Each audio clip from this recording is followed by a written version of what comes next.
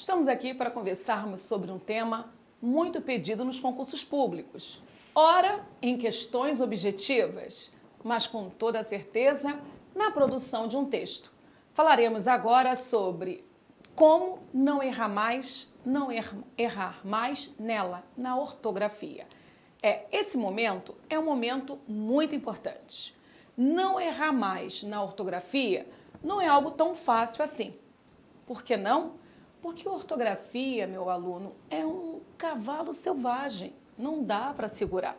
Ainda mais na língua portuguesa, um idioma que sofreu muitas interferências. Nós recebemos vocábulos de vários outros idiomas. Isso quer dizer que a alma, que a estrutura de formação dessas palavras não são as mesmas estruturas, as mesmas formações da palavra na língua portuguesa, já que o português vem de base latina, base grega. Muito bem. Então, se o assunto de hoje é ortografia, vamos conversar sobre o que significa ortografia. Ortografia deriva das palavras gregas orto, que significa correto, e grafos, que quer dizer escrita. Ou seja, ortografia é a forma correta de se escrever as palavras. Só que esta forma correta exige muito poder de memorização. Para falar a verdade, escrever bem uma palavra, ou melhor, escrever essa palavra corretamente, é mais um compromisso com um processo mnemônico, um processo de memorização, do que uma relação lógica, semântica. Se eu quero escrever corretamente um vocábulo, eu preciso trabalhar, primeiro, a memória visual. Olhar bem para a palavra para mandar para o meu HD informações. Essa palavra, ela é redigida com G ou com J, com R ou dois R's, com S ou Z, com dois S's ou C cedilha. Isso, meu aluno, não é uma discussão ideológica, não é uma discussão relativa, não é uma discussão coerente. É, sim, uma questão de memorizar. E é por isso que nós temos que ativar a memória visual. Mas a memória motora decide a partida. Ao olhar a palavra, você memoriza a forma correta. Mas se você quer a manutenção dessa forma correta, é necessário desenvolver algumas práticas. E a prática mais indicada é a nossa cópia. É através da cópia que nós vamos trabalhar essa memória de longa duração. Porque a memória motora, ela é muito importante e muito forte. Quantas vezes, ao ser questionado sobre a grafia de um vocábulo, você, meu aluno, não recorreu a um papel e a uma caneta? Não é muito frequente? Momentinho. Aí você rediz a palavra, né? Escreve o vocábulo e aí, como num passo de mágica, você é capaz de responder com J, com dois R's. Sabe por quê?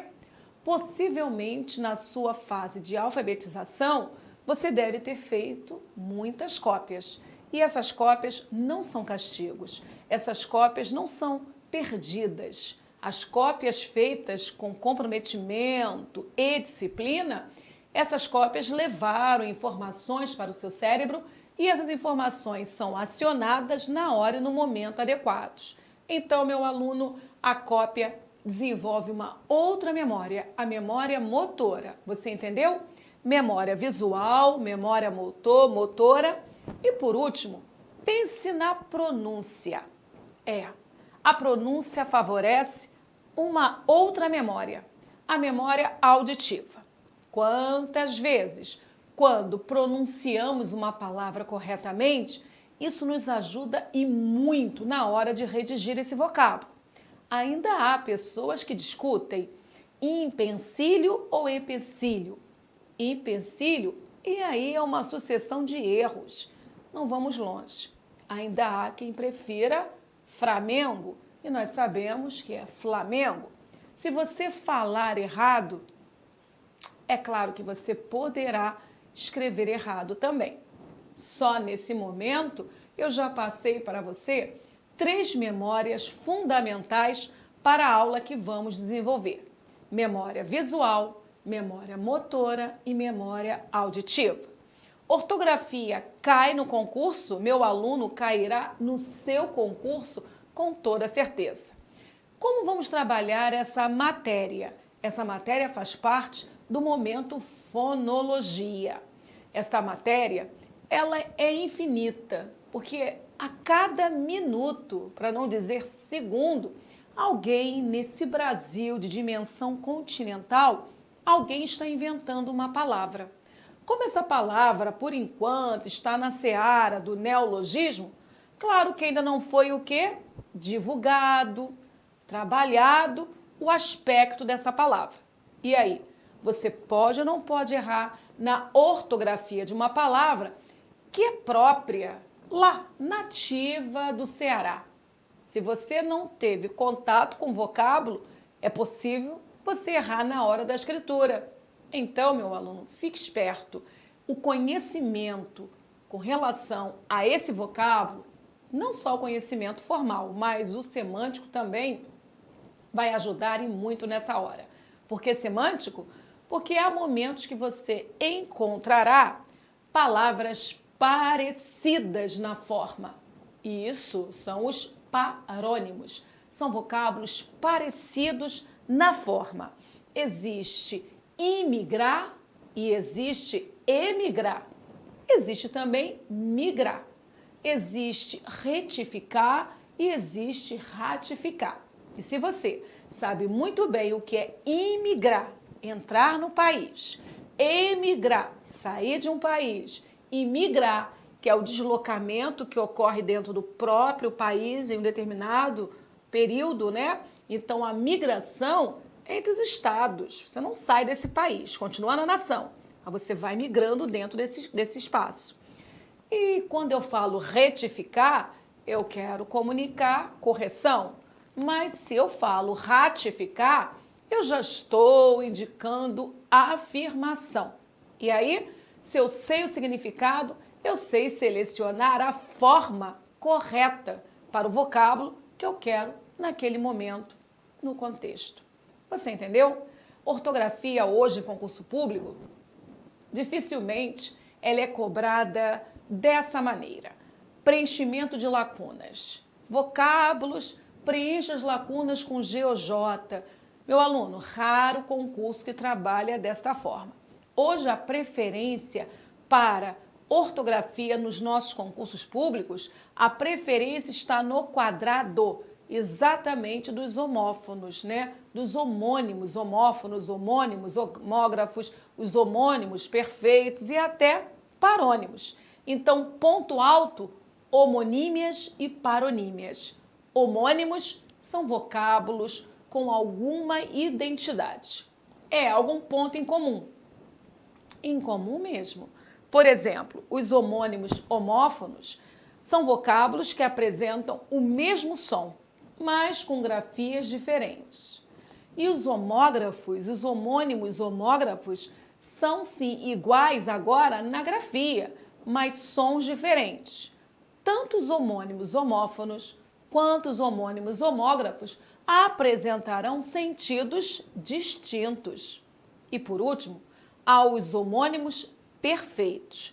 Esses apresentarão uma identidade visual iguais na forma, uma identidade sonora iguais no som, mas com significados diferentes. De qualquer forma, existe algum ponto em comum.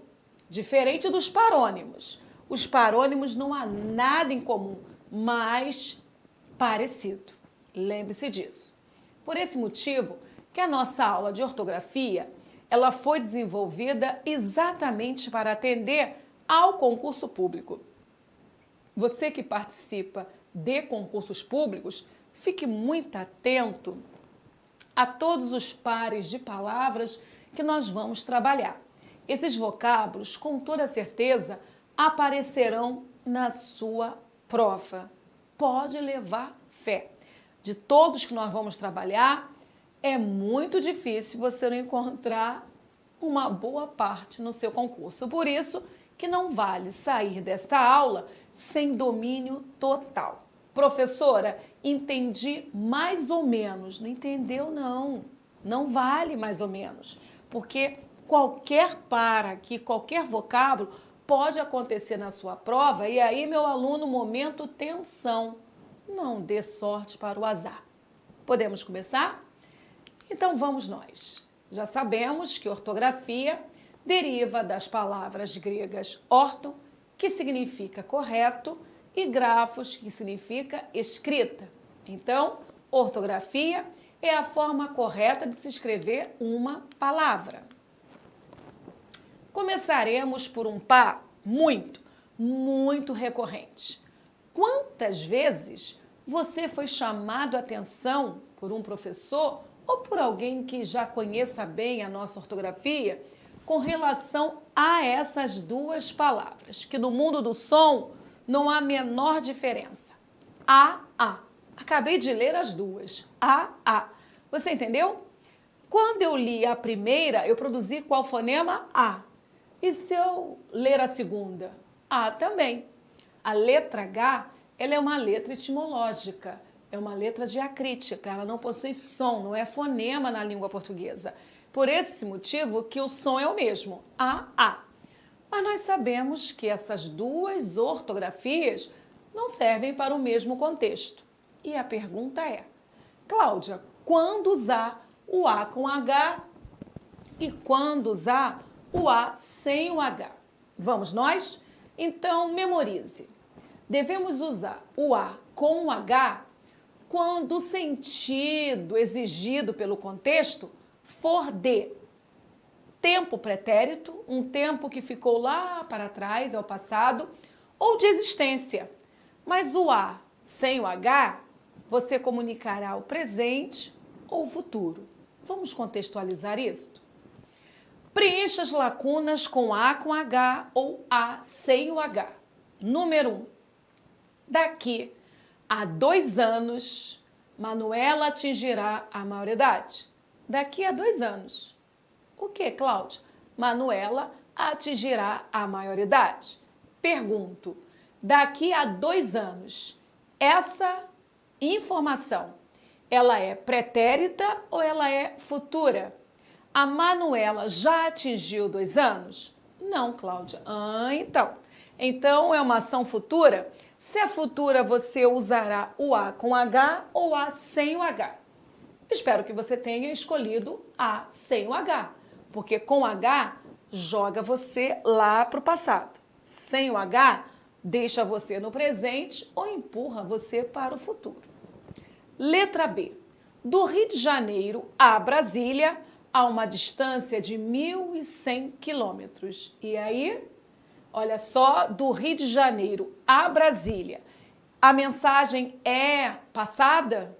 É uma informação pretérita? Não, Cláudia. Agora, o haver indicará a existência. É o verbo haver no sentido de existir. Então, do Rio de Janeiro a Brasília, tem certeza que é existência? Cláudia, não posso falar do Rio de Janeiro existe Brasília. Então, não quer dizer passado, não quer dizer futuro. Esse A, meu aluno, é ou não é uma preposição? Você viu? Se é preposição, você também não poderá usar o A com H, porque o A com H é o verbo haver. Então, do Rio de Janeiro até Brasília é uma boa técnica. Sempre que você conseguir trocar esse A pelo até, você estará com uma preposição. Preposição como a palavra até também é. E aí, se você conseguiu encaixar no contexto a preposição até, claro que você poderá encaixar o A, mas o A sem o H. Ok? Do Rio de Janeiro a Brasília, há uma distância de 1.100 quilômetros. E aí? Posso colocar o até? Do Rio de Janeiro a Brasília até uma distância? Não, Cláudia. Então, se não posso usar o até, já sei que não há mais espaço para o a preposição que é redigido sem o H. Isso mesmo. Agora, posso ou não posso pensar no verbo existir? Do Rio de Janeiro a Brasília, existem ou existe. Se eu pensar em distância, verbo no singular. Se eu retirar de foco distância e pensar em 1.100 quilômetros, eu pluralizo. Mas para o contexto, deve ser obedecido o substantivo distância. Então, do Rio de Janeiro a Brasília, existe uma distância. Então, há uma distância. Sempre que eu conseguir usar o verbo existir, fica liberada a presença do verbo haver. Legal? Pontinhos há 6 anos. Há 6 anos que não vejo Heraldo. E aí? Você já decorou que, se a noção é pretérita, se o tempo é passado, devemos usar o verbo haver? Então, há 6 anos que não vejo Heraldo.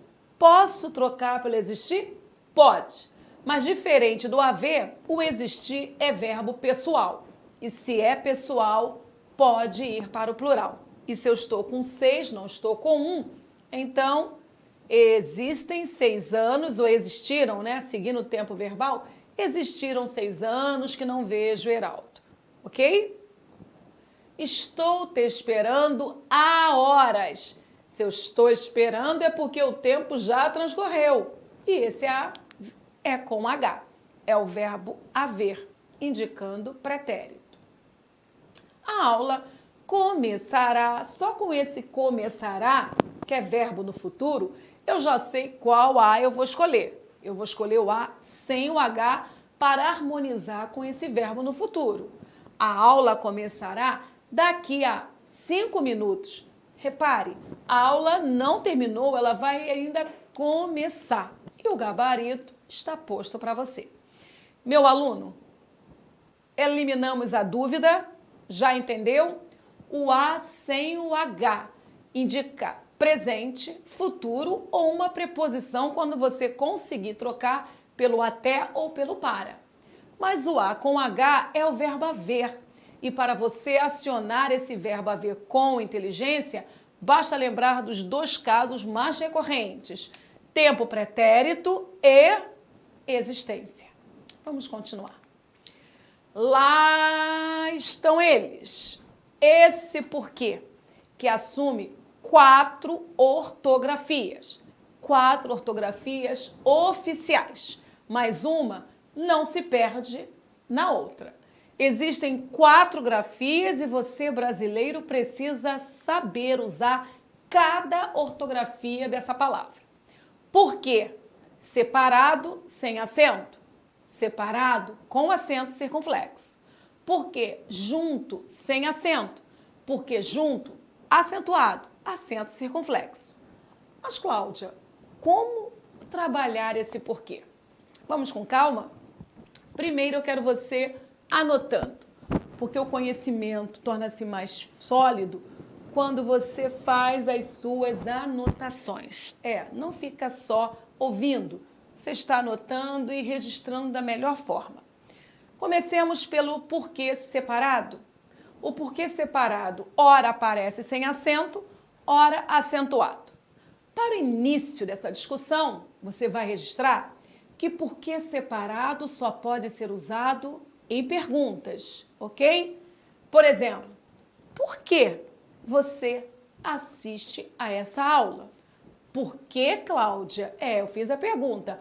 Por que você assiste a esta aula? Se eu fiz uma pergunta, se esse porquê foi logo o primeiro a inaugurar essa pergunta, esse porquê é separado e sem acento.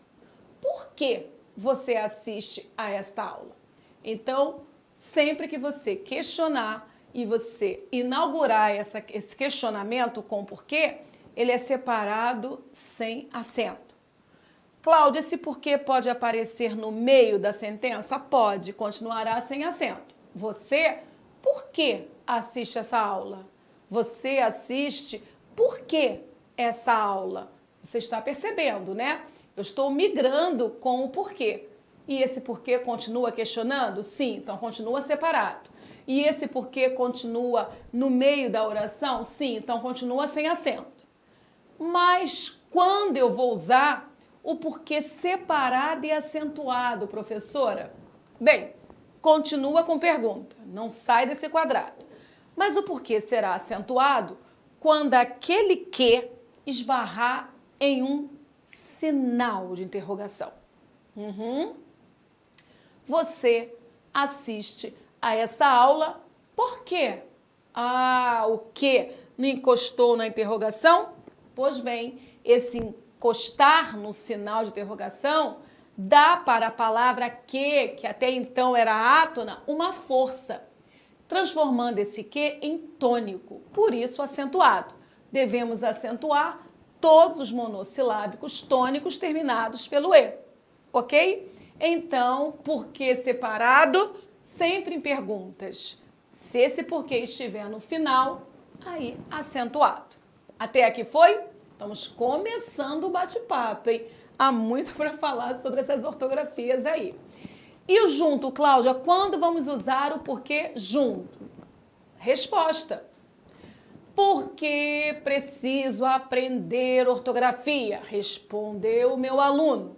Se meu aluno começou exatamente assim, porque preciso aprender ortografia, esse porquê é uma conjunção. E todo porquê conjunção, ele é grafado em um vocábulo só e sem acento, meu aluno, ok? E o porquê junto continua sendo resposta, só será resposta se não apresentar acento.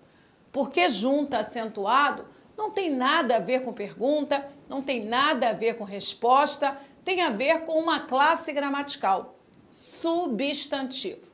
O porquê junto, ele nasce para funcionar como conjunção, ora explicativa, ora causal, mas se nós acentuamos esse porquê, ele sofre uma mutação.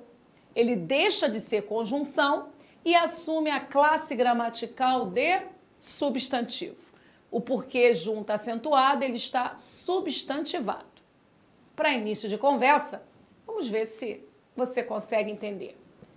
Reescreva a frase abaixo, corrigindo se necessário.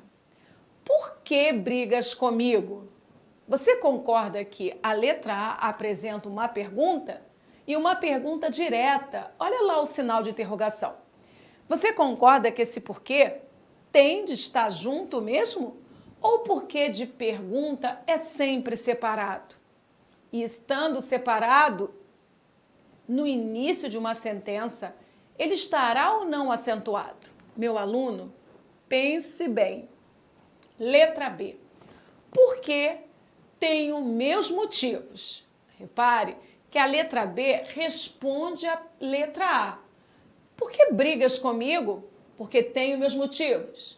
E se eu estou respondendo, esse porquê pode ser separado? Ou sempre o porquê de resposta é escrito junto e sem acento? Meu aluno, claro que na letra A, por ser pergunta, esse porquê é separado e sem acento. E a letra B, por ser a resposta dessa pergunta, esse porquê tem de ser junto, sem acento. Letra C. E não declaras por quê? Agora, volta o questionamento. Alguém questiona o motivo que não foi explicitado ou os motivos que não foram explicados. Mas você observou que agora o porquê que sustenta o questionamento, ele está no final e encostou no sinal de interrogação? Por ser pergunta, já sei que esse porquê é separado. E por ter o que, a palavra que, encostado no sinal de interrogação, essa palavra que tornou-se forte, ela é tônica e o acento agora é obrigatório. Nem eu sei o porquê. Repare que parece um papo de doido, né? Por que brigas comigo? Porque tem meus motivos. E não declaras por quê? Nem eu sei o porquê. Repare que um dos locutores, né, ou um dos interlocutores, é um processo dialogal que está ali, agora substantiva o porquê. Ele não está perguntando, ele está simplesmente falando que ele não sabe a razão, não sabe o motivo, não sabe o porquê. Uma forma muito interessante de você descobrir se esse porquê está ou não substantivado é observar a classe gramatical que aparece antes. O antecedente do porquê é a palavra o, que é um artigo. O artigo, apesar de pequenino, ele traz uma força imensa. Ele é capaz de substantivar uma palavra. E foi o que aconteceu.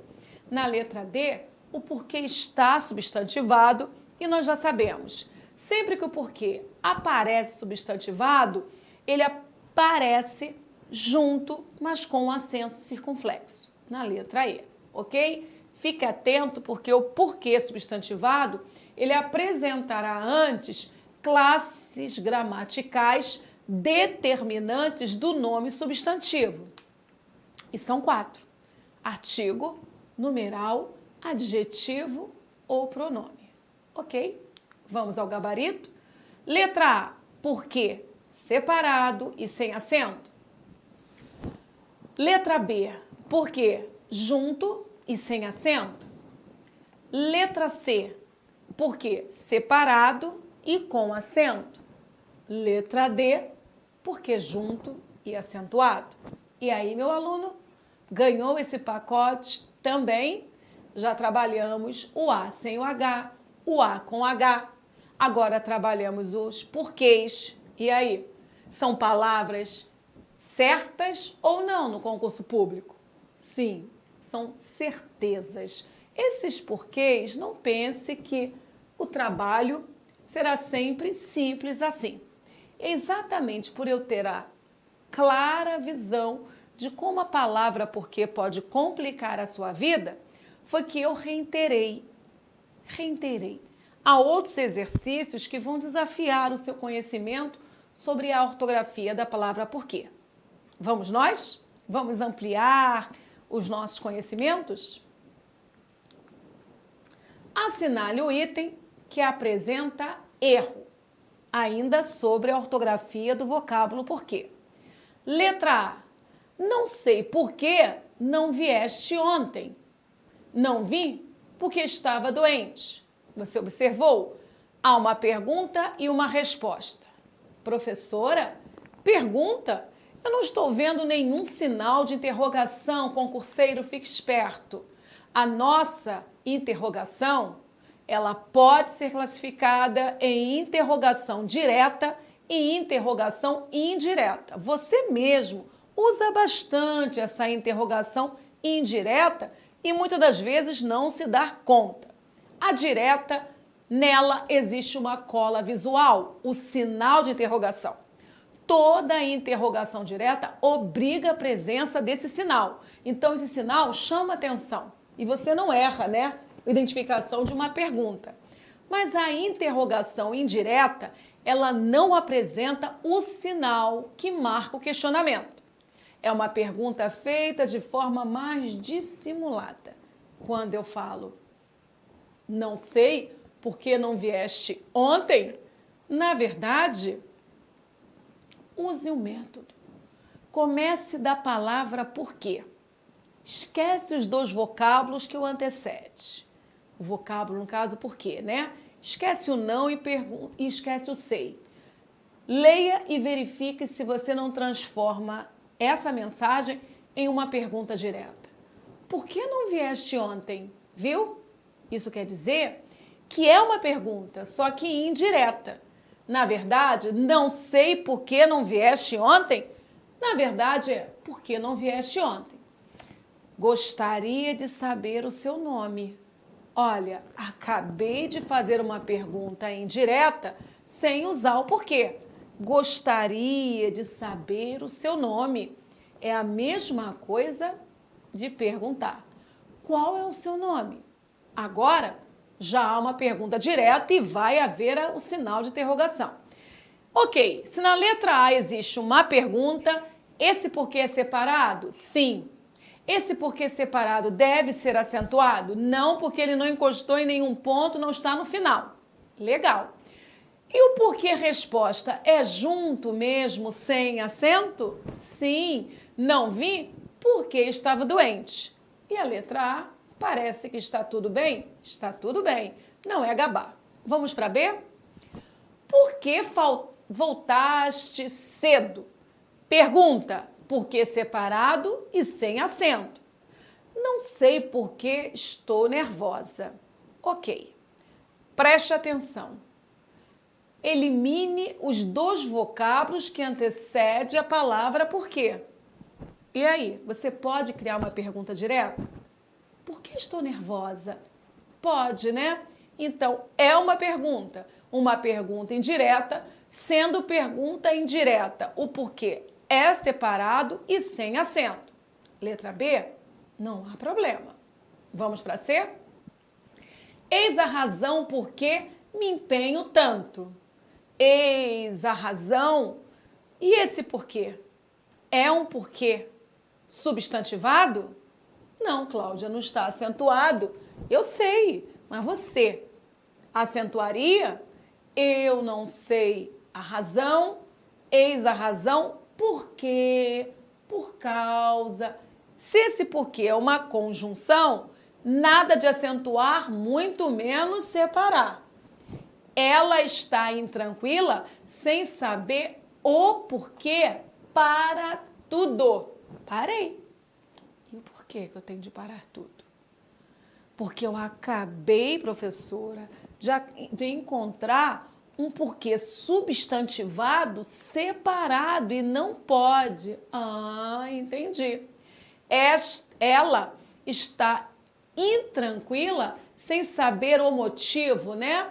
Uma outra forma de você comprovar a presença desse o porquê substantivado é trocar por o motivo, por a razão, que são substantivos também. Tudo indica a letra C é o gabar por essa segunda sentença. Letra D. Não vais? Por quê? Clara pergunta direta.